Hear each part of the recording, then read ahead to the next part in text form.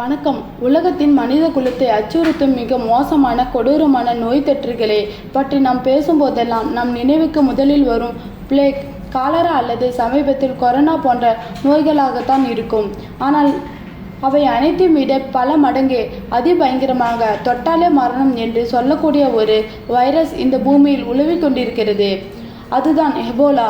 தொற்றுகளின் 90% பேரை மிக குறுகிய நாட்களிலே கொண்டு குவிக்கும் ஒரு உயிர்கொல்லி.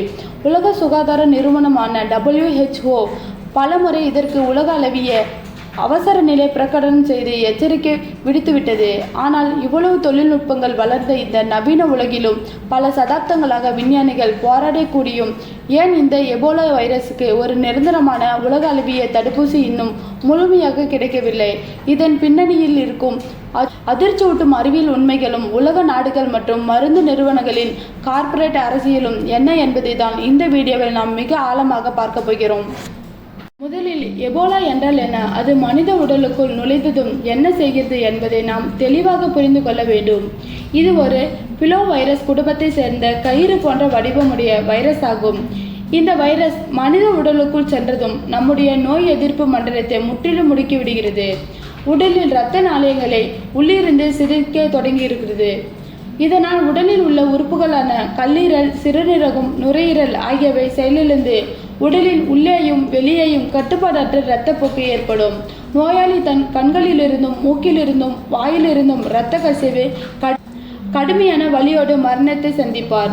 இந்த மரண விதம் சில அலைகளில் 90% வரை உயர்கிறது. அதாவது இந்த வைரஸ் தாக்கி 10 பேரில் 9 பேர் இறப்பு நிச்சயம்.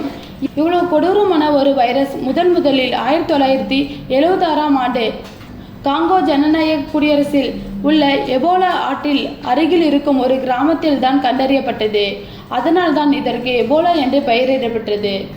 என்றால் 1976இல் கண்டறியப்பட்ட ஒரு நோய்க்கு 50 ஆண்டுகளை நெருங்கியும் ஏன் இன்னும் முழுமையான தீர்வு இல்லை என்ற கேள்வி எழுகிறது.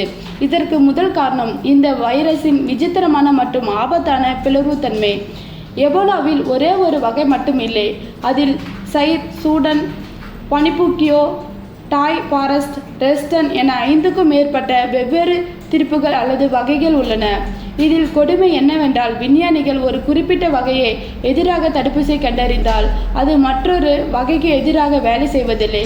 உதாரணத்திற்கு சைர் என்ற எபோலா வகைக்கு எதிராக உருவாக்கப்பட்ட தடுப்பூசி சூடன் என்ற வகைக்கு எதிராக எந்த பலனையும் தருவதில்லை. ஒவ்வொரு திருப்பி மனித உடலை தாக்கும் விதம் மற்றும் அதன் மரபணு அமைப்பு முற்றிலுமாக வேறாக இருக்கிறது. இது விஞ்ஞானிகளுக்கும் மிகப்பெரிய சவாலாக உருவெடுத்துள்ளது. ஒரு பொதுவான அனைத்தும் எபோலா வகைகளும் அளிக்கக்கூடிய உலக அளவிய தடுப்பூசியை உருவாக்குவது என்பது அறிவியலின் உச்சக்கட்ட கடினமான பணியாக இருக்கிறது. அறிவியல் சவால்களை தாண்டி இதற்கு பின்னால் இருக்கும் மிக முக்கியமான மற்றொரு காரணம் பொருளாதாரம் மற்றும் வணிக அரசியல். எந்த ஒரு மருந்து நிறுவனமும் ஒரு தடுப்பூசியை உருவாக்க வேண்டும் என்றால் அதற்கு பில்லியன் கணக்கில் முதலீடு செய்ய வேண்டும், பல ஆண்டுகள் ஆராய்ச்சி செய்ய வேண்டும்.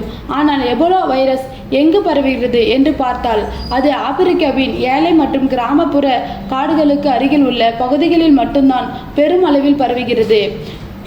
அங்கு வாழும் மக்களுக்கு பல ஆயிரம் ரூபாய் கொடுத்து தடுப்பூசி வாங்கும் பொருளாதார வசதி இல்லை. அதே நேரத்தில் இந்த வைரஸ் அமெரிக்கா, ஐரோப்பா போன்ற வளர்ந்த பணக்கார நாடுகளை பெரும் அளவில் பாதிப்பதில்லை. கார்ப்பரேட் மருந்து நிறுவனங்கள் எப்போதுமே லாபத்தை மட்டுமே குறிக்கோளாக கொண்டு இயங்குபவை. ஆப்பிரிக்காவின் ஏழை மக்களுக்காக பில்லியன் கணக்கான டாலர்களை செலவழித்து தடுப்பூசி தயாரித்தால் தங்களுக்கு முதலீடு செய்த பணம் திரும்ப கிடைக்காது என்று அவை பல சதாப்தங்களாக இந்த ஆராய்ச்சிகளை தள்ளி போட்டன அல்லது ஆர்வம் காட்டாமல் இருந்தன. இதுதான் கசப்பான உண்மை. சவால் இந்த நோயின் பரவல் தன்மை மற்றும் மருத்துவ பரிசோதனைகளில் உள்ள நடைமுறை சிக்கல்கள். ஒரு தடுப்பூசி பாதுகாப்பான மற்றும் பயனுள்ளது என்பதை நிரூபிக்க அதை மனிதர்களுக்குள் கொடுத்து பரிசோதிக்க வேண்டும். இதற்கு கிளினிக்கல் ட்ரையல்ஸ் என்று பெயர். ஆனால் எபோலா வைரஸ் என்பது எப்போது வரும், எப்போது போகும் என்று யாருக்கும் தெரியாது. அது திடீரென ஒரு கிராமத்தில் வெடிக்கும். சில மாதங்கள் பல 100 பேரை கொன்று குவித்துவிட்டு திடீரென மறைந்துவிடும். விஞ்ஞானிகள் தடுப்பூசியை தயாரித்து அதை பரிசோதிப்பதற்கு அந்த பகுதிக்கு செல்வதற்குள் அந்த தொற்று அலை முடிவுக்கு வந்திருக்கும். நோயாளி இல்லாத ஒரு சூழலில் தடுப்பூசி எப்படி வேலை செய்கிறது என்பதை மனித உடலில் சோதித்து பார்ப்பது சாத்தியமற்ற ஒன்று. இயற்கையான ஒரு மனிதருக்கு எபோலா வைரஸ் செலுத்தி பரிசோதிப்பது என்பது சட்டப்படியும் மனிதநேய அடிப்படையிலும் மிகப்பெரிய குற்றம். விலங்குகளில் செயல்படும் பரிசோதனைகள் மனித உடலுக்கும் அப்படியே பொருந்துமா என்று சொல்ல முடியாது. இந்த திடீர் பரவல் மற்றும் திடீர் மறைவு தன்மை காரணமாகவே 3வது கட்ட மருத்துவ பரிசோதனைகள் முழுமையாக முடிக்க முடியாமல் விஞ்ஞானிகள் பல ஆண்டுகள் திணறினர். இருப்பினும் 2014 முதல் 2016 வரை மேற்கு ஆப்பிரிக்காவில் ஏற்பட்ட ஒரு மிகப்பெரிய எபோலா அலை உலக நாடுகளை உலுக்கியது. கினியா, லைபீரியா, சிராலியோன் போன்ற நாடுகளில் 11,000க்கும் மேற்பட்ட மக்கள்கள் உயிரிழந்தனர். அப்போதுதான் இந்த வைரஸ் ஆப்பிரிக்காவை தாண்டி தங்கள் நாடுகளுக்கும் பரவிடுமா என்ற பயம் அமெரிக்கா மற்றும் ஐரோப்பிய நாடுகளுக்கு வந்தது. அந்த பயத்தின் விளைவாக உலக சுகாதார நிறுவனம் மற்றும் பல சர்வதேச அமைப்புகளின் அழுத்தத்தால் எபோலா தடுப்பூசி ஆராய்ச்சிகள் வேகமெடுத்தன. அதன் விளைவாக உருவானதுதான் ஹெர்வேபோ என்ற தடுப்பூசி. இது எபோலாவின் சைர் என்ற குறிப்பிட்ட வகைக்கு எதிராக 100% வரை பாதுகாப்பு அளிக்கிறது என்று நிரூபிக்கப்பட்டு 2019ஆம் ஆண்டு அதிகாரப்பூர்வமாக அங்கீகரிக்கப்பட்டது.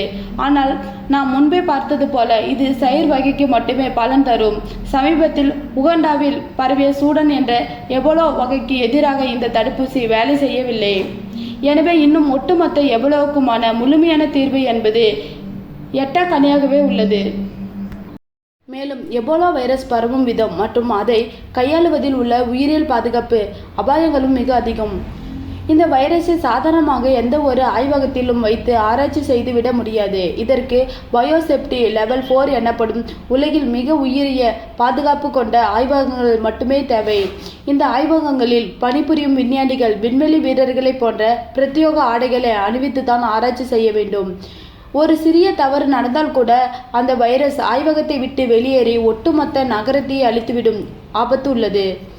இத்தகைய உள்கட்டமைப்பு வசதிகள் உலகிலேயே விரல் விட்டு எண்ணக்கூடிய சில வளர்ந்த நாடுகள் மட்டும்தான் உள்ளன. இதுவும் ஆராய்ச்சிகளின் வேகத்தை குறைக்கும் ஒரு முக்கிய காரணியாகும். முடிவாக எபோலாவுக்கும் எதிரான போர் என்பது வெறும் அறிவியலுக்கான போர் மட்டுமல்லாம அது உலக நாடுகளின் சமத்துவமின்மை மற்றும் கார்ப்பரேட் லாபம் வெற்றிக்கு எதிரான ஒரு போராகவும் இருக்கிறது.